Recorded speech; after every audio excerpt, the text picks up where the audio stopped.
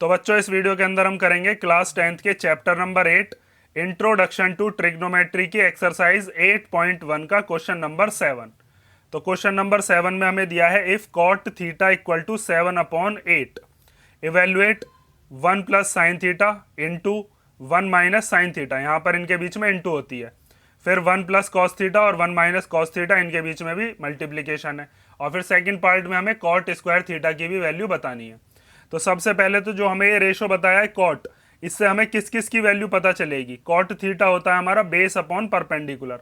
तो पहले इस ट्राइंगल के अंदर कहीं एक एंगल मानोगे आप जो थीटा हमें दे रखा है, जैसे मान लिया हमने थीटा है यहाँ पर, ठीक है, एक्यूट एंगल ही मानेंगे क्योंकि ये वाला तो कितना होता है 90 डिग्री।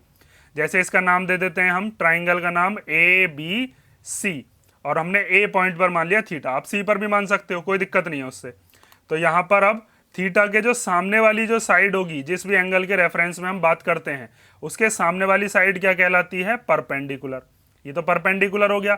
90 डिग्री के जो सामने वाली साइड है इसको क्या कहते हैं हम, इसको कहते हैं हाइपोटेनियस, और जो साइड बची उसको हम क्या कहते हैं, बेस। ठीक है, ट्राइंगल कंप्लीट कर लिया। अब हमें कॉट थीटा की जो वैल्यू बताइए बेस और परपेंडिकुलर बताए होंगे, क्योंकि मैंने आपको बता रखा है कि जब हमने रेशो किया था तो उस रेशो में क्या था, प्यारे बेटा पप्पू हौले हौले बोल, तो उसमें यहां पर आता है कॉट।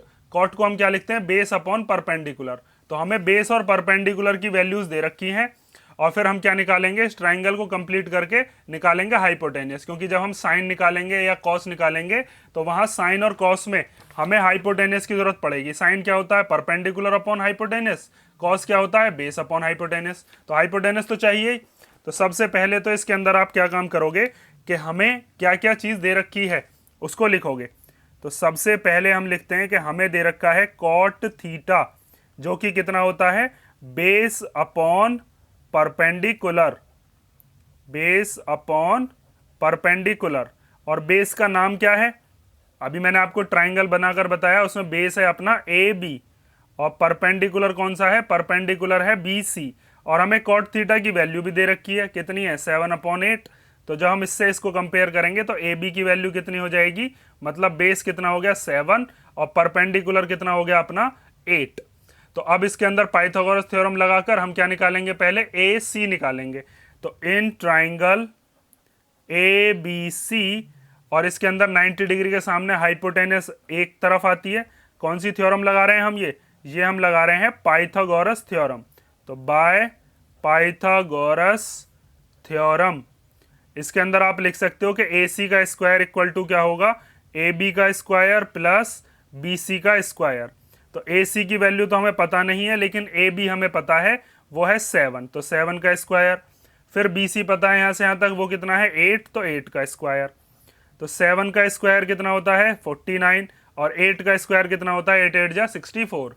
अब इन दोनों को प्लस कर लेते हैं, तो AC स्क्वायर इक्वल टू 9 और 4 13 का 3 कैरी 1, 6 और 4 10 और 1 कितने हो गए 11।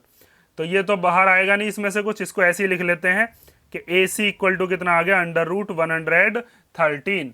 ठीक है, इसमें पेयर बनाने जाओगे ना तो पेयर बनेंगे नहीं। अब हमारे पास AC की वैल्यू आ गई। अब ये हाइपोटेनियस हमने निकाली क्यों है, हाइपोटेनियस हमने इसलिए निकाली है कि जब हम यहाँ पर वैल्यूज को निकालेंगे ना, 1 plus sine theta 1 minus sine theta, तो यहाँ पर साइन और कॉस की जरूरत पड़ेगी। तो पहले हम साइन थीटा की वैल्यू निकाल लेते हैं और कॉस थीटा की, और साइन और कॉस जब आ जाएंगे फिर हम इनके अंदर वैल्यूज को पुट कर देंगे। तो पहला वाले में हम साइन और कॉस की जरूरत पड़ने वाली है, तो पहले हम निकालते हैं साइन थीटा। तो साइन थीटा होता है अपना परपेंडिकुलर अपॉन हाइपोटेनियस। तो परपेंडिकुलर कौन सा है, थीटा के सामने वाला ही परपेंडिकुलर होता है, वो हो गया अपना BC। और हाइपोटेनियस कौन सी है, वो है AC। तो यहाँ पर आप BC की वैल्यू लिख लो, वो है 8, और AC की वैल्यू कितनी है, अभी निकाली आपने, √113। साइन थीटा निकल गया। अब निकालते हैं कॉस थीटा। तो कॉस क्या होता है, बेस अपॉन हाइपोटेनियस। ठीक है, ये चीज मैंने अभी आपको बताई भी थी। ये जो चीज है इसको ध्यान रखना, ये जो मैंने ट्रिक यहाँ पर बता रखी है, साइन होता है P/H और कॉस होता है B/H, means base upon hypotenuse. तो बेस कौन सा है, बेस है अपना AB, और हाइपोटेनियस कौन सी है, वो है AC। तो AB की वैल्यू कितनी है, AB दे रखा है अपने पास 7, और हाइपोटेनियस है √113। अब हमारे पास जो फर्स्ट वाला पार्ट है, पहले हम उसको सॉल्व करते हैं।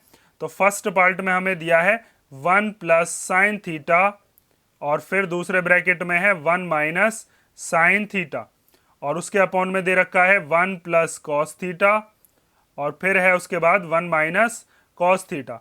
तो देखो आप चाहो तो यहीं पर आइडेंटिटी लगा सकते हो a प्लस बी और a माइनस बी की जो आइडेंटिटी है, या फिर आप चाहो तो साइन की 2 बार वैल्यू रखोगे यहां पर भी और यहां पर भी। मैं क्या काम करता हूं, इसको 1 को तो हम मान लेते हैं a और इस साइन थीटा को मान लेते हैं b। तो ये क्या दे रखा है a प्लस बी और यहाँ पर 1 माइनस साइन थीटा, इसका मतलब ये क्या दे रखा है a माइनस बी। मतलब दोनों की पहली वाली जो डिजिट है वो भी सेम है, दूसरी वाली डिजिट भी सेम है, एक बार प्लस है एक बार माइनस है। तो आपने आइडेंटिटी पढ़ी होगी कि ए स्क्वायर माइनस बी स्क्वायर क्या होता है ए प्लस बी और ए माइनस बी। तो हमें क्वेश्चन इस फॉर्म में दे रखा है ए प्लस बी ए माइनस बी, हम इसको लिख लेंगे ए स्क्वायर माइनस बी स्क्वायर। ऊपर भी यही चीज है नीचे भी यही चीज है, पहला वाला दोनों का 1 है, दूसरा वाला दोनों का कॉस है, एक बार प्लस है एक बार माइनस है। तो आप क्या काम करोगे इसके अंदर, आप इसको लिख लोगे ए का स्क्वायर मतलब 1 का स्क्वायर और फिर माइनस बी का स्क्वायर मतलब साइन थीटा का स्क्वायर। और ऐसे ही नीचे कर लेंगे ए प्लस बी ए माइनस बी को क्या लिख लेंगे 1 का स्क्वायर माइनस कॉस थीटा का स्क्वायर। ठीक है, कौन सी आइडेंटिटी लगाई है समझ गए ना, ये जो मैंने यहाँ पर आइडेंटिटी लगाई है ध्यान से देख लेना। अब 1 का स्क्वायर कितना होता है 1, साइन थीटा का स्क्वायर करेंगे तो कितना हो जाएगा साइन स्क्वायर थीटा। और ऐसे यहाँ पर 1 का स्क्वायर 1, कॉस थीटा का स्क्वायर करेंगे तो कितना हो जाएगा कॉस स्क्वायर थीटा। एंगल का स्क्वायर नहीं करोगे कभी भी, ठीक है, जो भी इसकी साइन थीटा की वैल्यू आएगी उसका स्क्वायर करेंगे हम। अब आगे देखो, अब आता है यहाँ पर 1 माइनस साइन थीटा का होल स्क्वायर। तो साइन थीटा की वैल्यू कितनी है, साइन थीटा की वैल्यू है 8 अपॉन अंडर रूट 113 और इसका क्या स्क्वायर। ये साइन थीटा की वैल्यू है, इसके ऊपर स्क्वायर लगाओगे। ठीक है, अब आगे 1 माइनस कॉस थीटा की वैल्यू कितनी है 7 अपॉन अंडर रूट 113 और इसका स्क्वायर। अब आगे सॉल्व करते हैं तो 1 माइनस 8 का स्क्वायर करेंगे तो 8 का स्क्वायर कितना होता है 64, उसके अपॉन में अंडर रूट 113 का, तो रूट से स्क्वायर कैंसिल हो जाएगा 113 आ जाएगा। नेक्स्ट स्टेप पे करता हूं, चलो इधर करते हैं। तो अब इसके बाद हम क्या काम करने वाले हैं, इसके स्क्वायर को खोलते हैं। 1 माइनस 8 का स्क्वायर हो गया 64 और उसके बाद अंडर रूट 113 का स्क्वायर करेंगे तो 113, फिर अपॉन में 1 माइनस 7 का स्क्वायर हो गया 49 और अंडर रूट 113 का स्क्वायर करेंगे तो 113। रूट से स्क्वायर कैंसिल हो जाते हैं, होल पर है ना तो इसका भी स्क्वायर खोलोगे इसका भी, ऐसे ही ऊपर। अब इसका एलसीएम ले लेते हैं हम, इसके नीचे 1 मान के ले सकते हो या फिर मैंने आपको कई बार पिछले वाले चैप्टर्स में ही बता रखा है कि जब भी इधर 1 दे रखा हो या कोई डिजिट दे रखी हो जिसके अपॉन में कुछ नहीं हो तो इसकी इधर कर देते हैं मल्टीप्लाई, ऐसे 113 की 1 में कर दो मल्टीप्लाई, ये एलसीएम ही हो जाएगा। तो 113 माइनस 64 और अपॉन में 113। अब ये 113 पूरे के अपॉन में आ गया, एलसीएम लेते तो भी यही बात पड़ती। ऐसे इस 113 की 1 में करेंगे तो 113 माइनस 49 और अपॉन में 113।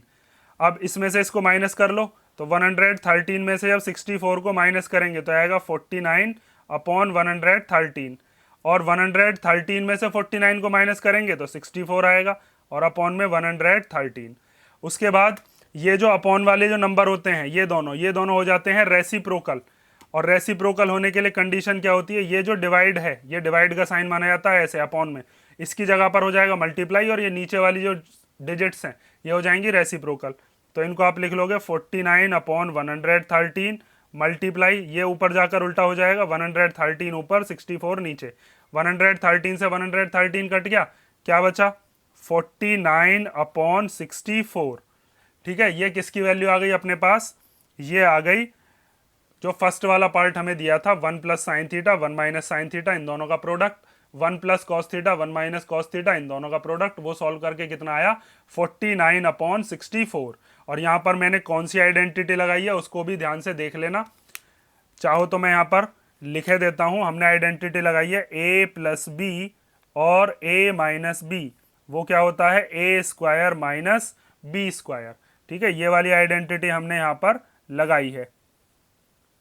ये हो गया अपना फर्स्ट पार्ट। अब हम देखते हैं इसका second part. Second part simple सा है, हमें कॉट स्क्वायर थीटा निकालना है और हमें कॉट थीटा दे भी रखा है तो हम इसी का स्क्वायर कर देंगे तो हमारे पास कॉट स्क्वायर थीटा की वैल्यू आ जाएगी। तो अब देखो ध्यान से, तो सेकंड पार्ट हमें दिया है जिसके अंदर हमें निकालनी है कॉट स्क्वायर थीटा की वैल्यू। तो कॉट स्क्वायर थीटा को हम ऐसे लिख सकते हैं कॉट थीटा का होल स्क्वायर। ठीक है, ये जो स्क्वायर है ये पूरे के पूरे रेशियो पर ही माना जाता है, एंगल का कभी भी स्क्वायर मत करना। अब कॉट थीटा की वैल्यू कितनी है 7/8, तो यहाँ पर हमने लिख दिया 7/8 और इसका स्क्वायर। तो यहाँ पर 7 का स्क्वायर कितना हो गया 49 और 8 का स्क्वायर कितना हो गया 64। ठीक है, तो ये आ गई किसकी वैल्यू अपने पास कॉट स्क्वायर थीटा मतलब सेकंड वाले पार्ट की। इसकी भी यही आ रही है 49/64 और जो हमने फर्स्ट वाला पार्ट किया है उसकी भी कितनी आ रही है 49/64। ये हो गया आपका क्वेश्चन नंबर 7, इसे कर लो ध्यान से। और नेक्स्ट वीडियो के अंदर हम करते हैं क्वेश्चन नंबर 8। इसमें कोई डाउट हो तो आप कमेंट करके पूछ लेना।